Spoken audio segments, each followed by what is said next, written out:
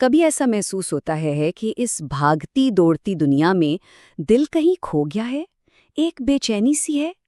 آج ہم بات کریں گے ایک ایسے قدیم راز کی جو اس بے چینی کو سکون میں بدلنے کی طاقت رکھتا ہے، اور وہ راز ہے اللہ کا ذکر۔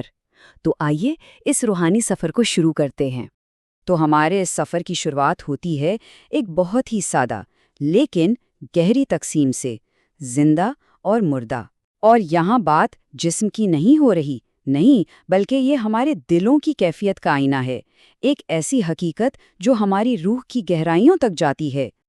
اور اس فرق کو نبی اکرم صلی اللہ علیہ وسلم نے ایک حدیث میں بہت خوبصورتی سے بیان کیا ہے۔ آپ نے فرمایا کہ اللہ کو یاد کرنے والے اور نہ یاد کرنے والے کی مثال بالکل زندہ اور مردہ جیسی ہے۔ ذرا سوچئے، یہ صرف ایک کہاوت نہیں ہے، یہ تو جیسے ہمارے دل کی صحت کا ایک روحانی چیک اپ ہے، ایک پیمانہ ہے جو بتاتا ہے کہ ہمارا دل واقعی زندہ بھی ہے یا نہیں۔ تو سوال یہ پیدا ہوتا ہے کہ ذکر کے بغیر زندگی آخر دکھتی کیسی ہے؟ یہ وہ سوال ہے جو ہمیں مسئلے کی بالکل جڑ تک لے جاتا ہے۔ اور ایک بار پھر یاد دلاتا چلوں کہ ہم جسم کی نہیں، روح کی بات کر رہے ہیں۔ قرآن پاک کی یہ آیت اس روحانی دوری کا نتیجہ ہمارے سامنے رکھتی ہے۔ اللہ فرماتا ہے کہ جس نے میری یاد سے منہ پھیرا، اس کے لیے ایک تنگ زندگی ہوگی۔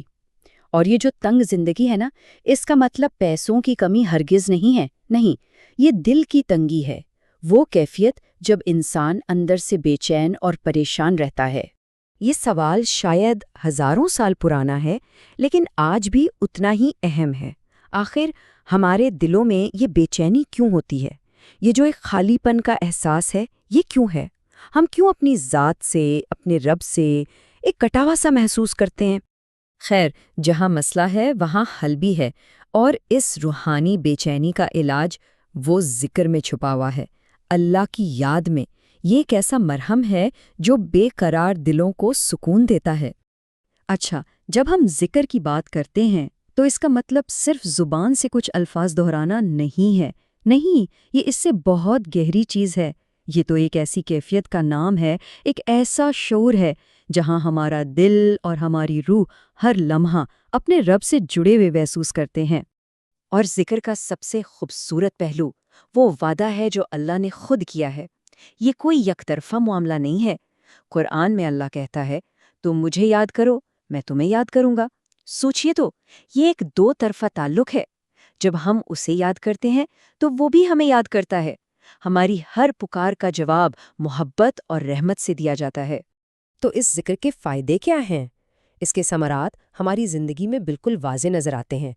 یہ ہمارے اندر سکون پیدا کرتا ہے، منفی سوچوں اور برائیوں سے ہماری حفاظت کرتا ہے، ہمارے گناہوں کی معافی کا ذریعہ بنتا ہے، اور ہمیں کامیابی کی راہ پر ڈالتا ہے، اور سب سے بڑھ کر اللہ کی طرف سے ایک بہت بڑا اجر دلاتا ہے۔ اور اس ساری گفتگو کا خلاصہ، اس کا نچوڑ قرآن کی اس ایک آیت میں ہے۔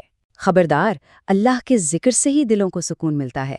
یہی تو ہے وہ حتمی انعام، وہ گہرا سکون جو کہیں اور سے نہیں، صرف اور صرف اللہ کی یاد سے ہی مل سکتا ہے۔ تو اب تک ہم نے یہ تو سمجھ لیا کہ ذکر کیوں ضروری ہے، لیکن اگلا سوال یہ ہے کہ اسے کیا کیسے جائے؟ اس خوبصورت تصور کو ہم اپنی روزمرہ کی زندگی میں کیسے لا سکتے ہیں؟ اس کا جواب ہمیں ایک بہت ہی خوبصورت واقعہ میں ملتا ہے۔ یہ واقعہ ہے معراج کی رات کا، جب نبی اکرم صلی اللہ علیہ وسلم کی ملاقات حضرت ابراہیم علیہ السلام سے ہوئی، اور اسی ملاقات میں ہمیں ذکر کے کچھ بہت ہی آسان لیکن انتہائی طاقتور طریقے سکھائے گئے۔ حضرت ابراہیم نے بتایا کہ جنت کی زمین بہت زرخیز ہے، اور اس کے پودے ہیں سبحان اللہ، الحمدللہ، لا الہ الا اللہ اور اللہ اکبر۔ یعنی ان میں سے ہر ایک کلمہ جو ہم اپنی زبان سے ادا کرتے ہیں وہ جنت میں ہمارے لیے ایک درخت لگا دیتا ہے۔